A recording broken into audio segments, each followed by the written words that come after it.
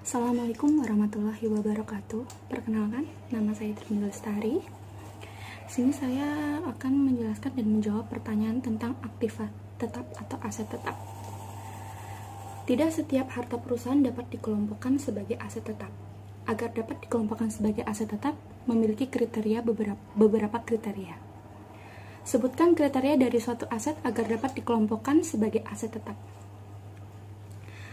Aset tetap merupakan aset yang berwujud yang diperoleh dalam bentuk siap pakai dan dibangun terlebih dahulu, yang digunakan dalam operasi perusahaan dan tidak untuk dijual. Kriterianya sebagai berikut. Aset tetap memiliki masa manfaat umur yang lebih panjang atau lebih dari 1 tahun. Kedua, digunakan oleh perusahaan untuk operasional dan tidak dijual untuk mendapat keuntungan. Ketiga, memiliki bentuk fisik atau berwujud. Keempat, nilainya cukup besar.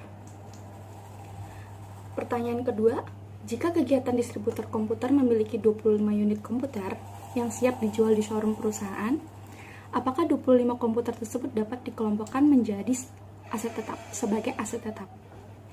Tidak, karena distributor tersebut tujuannya menjual komputernya untuk mendapatkan keuntungan perusahaan dan tidak termasuk kriteria dalam aset tetap.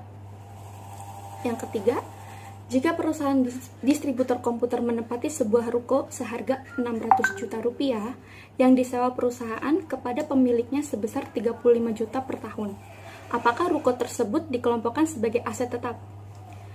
Jawabannya, menurut saya ruko tersebut bukan sebagai aset tetap perusahaan distributor, karena ruko tersebut bukan miliknya dan statusnya hanya penyewa ruko.